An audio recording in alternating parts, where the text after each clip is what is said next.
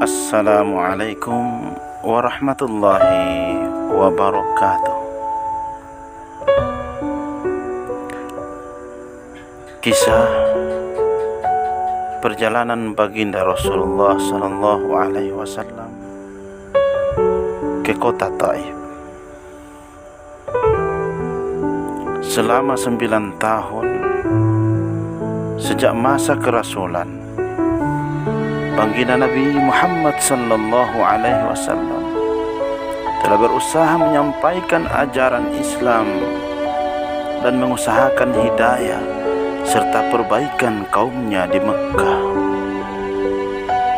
Namun, kebanyakan orang-orang Mekkah selalu menyakiti, memperolok-olok, dan berbuat semena-mena terhadap baginda Nabi Sallallahu Alaihi Wasallam dan para sahabat-sahabatnya, kecuali sekelompok kecil orang yang sudah masuk Islam dan beberapa orang yang selalu membantu beliau walaupun belum masuk Islam. Paman baginda Nabi Sallallahu Alaihi Wasallam, yakni Abu Talib, termasuk orang yang baik hatinya meskipun belum masuk Islam. Dia selalu membantu baginda Nabi Sallallahu Alaihi Wasallam dalam segala bentuk. Pada tahun ke-10 kenabian, ketika Abu Talib meninggal dunia, kaum kafir mendapat kesempatan untuk mencegah perkembangan Islam dan menyakiti kaum muslimin secara lebih leluasa. Baginda Rasulullah Sallallahu Alaihi Wasallam pun pergi ke Taif yang didiami kabilah Saqif yang berjumlah besar, dengan harapan apabila kabilah tersebut masuk Islam, kaum muslimin akan terbebas dari berbagai penderitaan dan Taif akan menjadi pondasi penyebaran agama. Setibanya di Taif,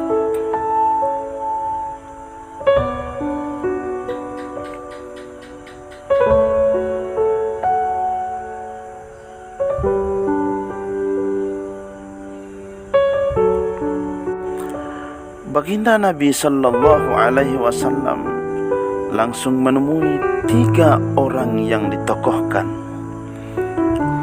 Beliau berbicara dengan mereka, mengajak mereka kepada agama Allah Subhanahu wa Ta'ala, dan agar mereka mau membantu baginda Rasulullah Sallallahu Alaihi Wasallam. Akan tetapi mereka bukannya menerima atau paling tidak berlaku sopan kepada tamu yang baru datang, sebagaimana adat bangsa Arab yang terkenal dengan memuliakan tamu.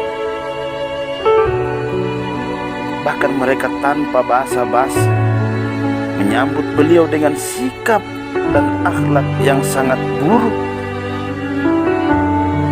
Bahkan mereka pun tidak rela baginda Rasulullah Sallallahu Alaihi Wasallam tinggal di situ. Padahal orang yang dianggap sebagai tokoh seharusnya berbicara dengan sopan dan berakhlak yang mulia. Salah seorang di antara mereka berkata, "Oh, kamukah orang yang diutus oleh Allah sebagai nabi?" Yang kedua berkata, "Apakah Allah tidak menemukan selain kamu untuk diutus sebagai Rasul?" Yang ketiga berkata, Aku tidak mau bicara dengan kamu. Sebab jika kamu memang seorang nabi seperti pengakuanmu itu, lalu aku menolakmu, tentu aku tidak lepas dari musibah. Jika kamu pembohong, maka aku tidak mau bicara dengan pembohong. Akan tetapi baginda Nabi Sallallahu Alaihi Wasallam mempunyai hati yang begitu teguh laksana sebuah batu karang. Beliau tidak berputus asa dan terus berusaha untuk mendekati masyarakat umum. Tetapi tidak seorang pun yang mau mendengarkan beliau. Jangankan menerima, bahkan mereka menghardik. Tinggalkan segera kota kami, pergilah kemana engkau suka.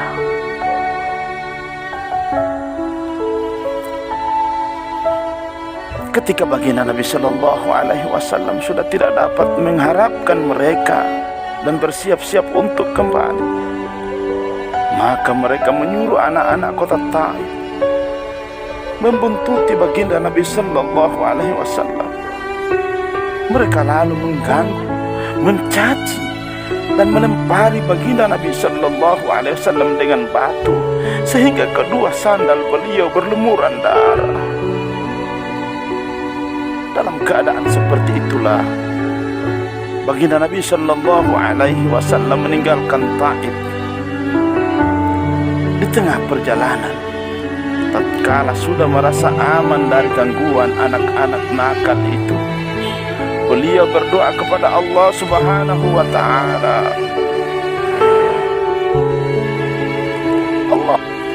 Allahumma ilaika ashku du'fa quwwati wa qillata hilati wa huwani 'ala an-nasi ya arhamar rahimin.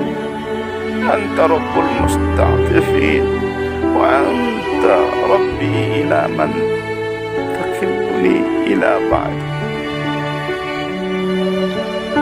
yatajahhamuni am ila aduwi mallaktahu amri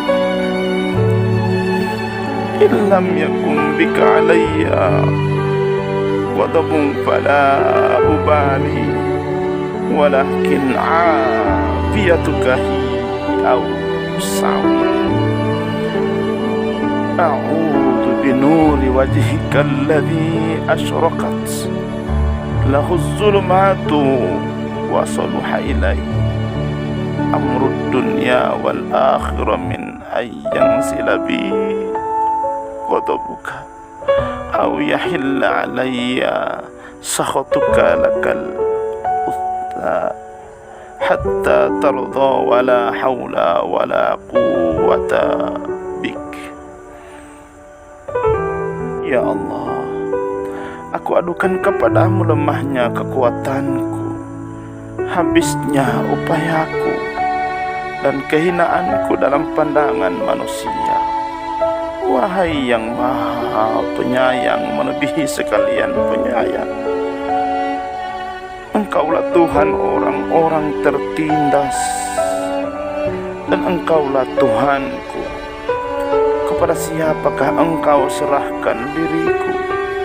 Kepada orang asing yang akan memandangku dengan muka masam, atau kepada musuh yang Engkau kuasakan kepadanya segala urusanku?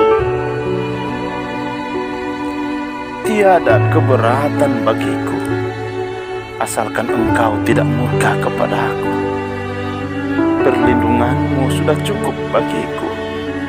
Aku berlindung kepadamu dengan nur Zat-Mu yang menyinari segala kegelapan, dan dengannya menjadi baik segala urusan dunia dan akhirat. Aku berlindung dari turunnya kemarahan-Mu kepadaku atau kemurkaan-Mu kepadaku. Aku sanggup berbuat apa saja hingga Engkau ridho kepadaku. Tiada daya dan upaya melainkan dengan-Mu. Allah Subhanahu wa Ta'ala, penguasa seluruh alam, pun memperlihatkan keperkasaannya dan mengutus malaikat Jibril alaihi salam untuk datang memberi salam kepada beliau dan berkata, Allah Subhanahu wa Ta'ala mendengar ucapanmu dan jawaban kaum, dan Dia mengutus kepadamu malaikat penjaga gunung agar siap melaksanakan apapun perintahmu kepadanya. Malaikat penjaga gunung itu pun datang dan memberi salam kepada baginda Nabi sallallahu alaihi wasallam seraya berkata, apapun yang engkau perintahkan akan kulaksanakan. Bila engkau sukai akan kubenturkan gunung-gunung yang ada di sekitar kota ini, sehingga siapa saja yang tinggal di antaranya akan hancur binasa. Atau apapun hukuman yang engkau inginkan. Para pendengar yang mulia, baginda Rasulullah SAW yang bersifat penyayang dan mulia ini menjawab, aku hanya berharap kepada Allah Subhanahu wa Ta'ala. Seandainya saat ini mereka tidak menerima Islam, semoga kelak di antara keturunan mereka akan lahir orang-orang yang menyembah dan beribadah kepada Allah Subhanahu wa Ta'ala. Masya Allah, para pendengar yang budiman, begitu lembutnya hati Rasulullah sallallahu alaihi wasallam dalam keadaan seperti itu. Nabi sedikit pun tidak ada rasa dendam dan rasa benci kepada umatnya. Demikianlah akhlak baginda Nabi sallallahu alaihi wasallam yang mulia. Kita mengaku sebagai pengikutnya, namun ketika sedikit kesulitan atau celaan menimpa kita langsung marah. Terkadang menuntut balas seumur hidup. Katanya, kezaliman dibalas dengan kezaliman, sambil kita terus mengaku sebagai umat baginda Rasulullah sallallahu alaihi wasallam. Meskipun mengalami penderitaan dan kesusahan yang berat, baginda Nabi sallallahu alaihi wasallam tidak berdoa buruk dan tidak menuntut balas sedikit pun. Buktinya,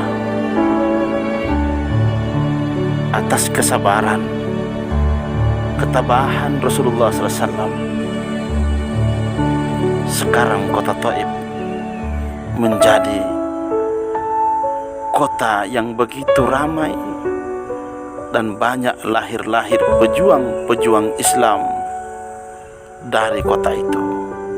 Banyak lahir pula ulama-ulama besar, imam-imam besar dari kota Taif tersebut. Sekian, semoga bermanfaat. Hadanallah wa iyyakum ajma'in. Assalamualaikum warahmatullahi wabarakatuh.